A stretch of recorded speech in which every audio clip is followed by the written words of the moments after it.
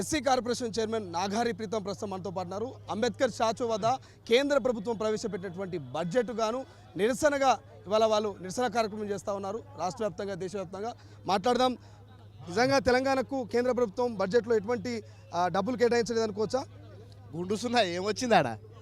అసలు ఏం రాలే. 8 మంది ఎంపీలను తెలంగాణ ప్రజలు గెలిపించి పెడితే 8 మందిలా ఒక్కడు కూడా పనికి రాలేదని అనుకుంటున్నాను నేనైతే. మరి బీజేపీ వాళ్ళు పక్క రాష్ట్రం ఆంధ్రప్రదేశ్ చూసుకుందాం.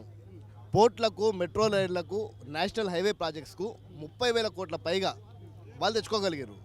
మరి మోదీ ప్రభుత్వంలో మరి ముఖ్యంగా ఎక్కడైతే ఎన్నికలు ఉంటాయో ఆ రాష్ట్రానికి ఎక్కువ బడ్జెట్లు ఇస్తారు. ఇప్పుడు చూడండి, ఉత్తరప్రదేశ్ వాళ్ళు కట్టేది రూపాయి, 5 రూపాయలు రిటర్న్స్ వెళ్తున్నాయి. అదే బీహార్ చూడుర్రి, వాళ్ళు కట్టేది ఆటానే. ఇప్పుడు ఎన్నికలు ఉన్నాయి కాబట్టి 5 రూపాయలు ఇచ్చారు వాళ్ళకి. మరి మేము 100 రూపాయలు కట్టేటప్పుడు మాకు 40 రూపాయలు ఎందుకు అంటున్నా?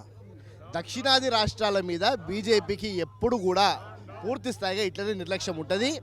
ఈసారి ఒక్కసారి గట్టిగా ఇలాగ సెగ తగులితే తెలిసి వస్తుంది. దక్షిణాది రాష్ట్రాలు పూర్తి స్థాయిగా ఎప్పటికీ ఎక్కువ ట్యాక్స్ కట్టే రాష్ట్రాలుగా దక్షిణాది రాష్ట్రాలు ఉంటాయి. పార్లమెంట్లో మీ ఎంపీలు కూడా 8 మంది ఉన్నారు, బీజేపీ ఎంపీలు కూడా 8 మంది ఉన్నారు. బీజేపీలతో పాటు మీరు కూడా అడిగే హక్కు కనిపిస్తూ ఉందంటే ఆ రకమైనటువంటి ఊపు కనిపిస్తుందా? దేశంలో ఇప్పుడు లేని విధంగా మా ముఖ్యమంత్రి గారు ప్రతి ఒక్క మంత్రిని, ప్రధానమంత్రిని, హోంమంత్రిని, నిర్మలా సీతారామన్ గారిని అందరినీ పర్టికులర్గా పోయి మా రాష్ట్రానికి ఇవి కావాలి, మా రాష్ట్రానికి ఏవైతే మాకు రావాలో మాకు అవి ఇవ్వండి అని చెప్పి మా ముఖ్యమంత్రి రేవంత్ రెడ్డి గారు తరచూ ఢిల్లీకి పోయి వారిని కోరుకొని వచ్చారు. మేము ఢిల్లీకి పోయినప్పుడల్లా మా ముఖ్యమంత్రి అంటే ఢిల్లీకి పోతున్నాడు అని చెప్పి మాట్లాడారు. పోయినప్పుడల్లా కేంద్ర మంత్రులను కలిసి మాకు బడ్జెట్ కేటాయించండి అని చెప్పి లేఖలు ఇచ్చినా కూడా మా ముఖ్యమంత్రిని కూడా ఆయన లేఖలను కూడా పక్కన పెట్టి వీళ్ళు ఈరోజు తెలంగాణ గుండుసున్నా చూపించారు. గత ప్రభుత్వం బీఆర్ఎస్ అంటే కేంద్రంతో సఖ్యత లేదు, అందుకే బడ్జెట్లో నిధులు కేటాయించలేదు అనుకోవచ్చు. మీరు సఖ్యతగానే ఉన్నట్టు తెలుస్తుంది, చాలాసార్లు ముఖ్యమంత్రి కూడా పోయింది. మరి మీకెందుకు బడ్జెట్ కేటాయించలేదు? అంటే తెలంగాణ రాష్ట్రంలో రేవంత్ రెడ్డి కాలంలో ఎట్టి పరిస్థితులలో వీళ్ళకి పైసలు ఇవ్వద్దు, సంక్షేమ పథకాలు జరగొద్దు, వీళ్ళ మీద ప్రజలలో వ్యతిరేకత క్రియేట్ చేస్తే ఇక్కడ ఒక ఏక్నాథ్ షెడ్ని తయారు చేసుకోవచ్చు. వీళ్ళు ఏ విధంగా కానీ ప్రభుత్వం నుంచి పడిపోవాలి.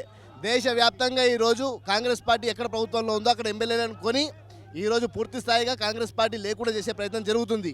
ఈసారి బడ్జెట్ కూడా ఎందుకు కేటాయించలేదనంటే ఇక్కడ కేంద్రం నుంచి బడ్జెట్ రాకపోతే రాష్ట్రంలో ఆల్రెడీ ఓ పెద్ద మనిషి ఇక్కడ 7 లక్షల కోట్ల అప్పులు చేసిండు. ఇక వీళ్ళు ఏం చేయలేరు. సంక్షేమ పథకాలు చేయకపోతే ప్రజల నుంచి వ్యతిరేకత రావాలని చెప్పి బీజేపీ పార్టీలో పన్నాగం. ఎట్టి పరిస్థితుల్లో తిప్పి కొడతాం, మాకు రావాల్సిన వాటా మేము తెచ్చుకుంటాం, లేకపోతే కేంద్ర మంత్రులు ఇక్కడ అడుగు పెట్టే పరిస్థితి లేదు. 8 మంది ఎంపీలు, కేంద్ర మంత్రి వీళ్ళెవరు రాష్ట్రంలో తిరిగే పరిస్థితి లేకుండా చేస్తాం. కాంగ్రెస్ పార్టీ అడుగున అడ్డుకుంటాం. తీసుకొస్తారా పైసలు? తీసుకురారి, లేదా ఇంటలా వంటూ రాజీనామా చేసి. అంతేగాని తెలంగాణ రాష్ట్ర అభివృద్ధికి అడ్డంకిగా ఉన్న ఆ బండి సంజయ్ గారిని కానివ్వండి, మా కిషన్ రెడ్డి గారు కానివ్వండి, మిగతా నాయకులు కానివ్వండి, వాళ్ళందరికీ ఈరోజు హెచ్చరిస్తున్నాం. తప్పకుండా మనకు రావాల్సిన వాటా కట్టిన 100 రూపాయలకు కనీసం 90 రూపాయలు తీసుకురండి. 100కు 30-40 కూడా రావట్లేదు. మరి ఏం చేస్తురు? సంగనాకుతురా అని అడుగుతున్నా. గడ్డి వీక్తుర్రా, బొచ్చు వీక్తుర్రా, ఏం చేస్తున్నారు మీరు? ఈరోజు మిమ్మల్ని ఎంపీలుగా గెలిపించింది మన రాష్ట్రానికి బడ్జెట్ తెమ్మని తీసుకురండి. ప్రపంచంలో ఏ మూల ఏ క్షణం ఏం జరుగుతుందో వేగంగా తెలుసుకోవడానికి తొలి వెలుగు వాట్సాప్ ఛానల్ని ఫాలో చేయండి.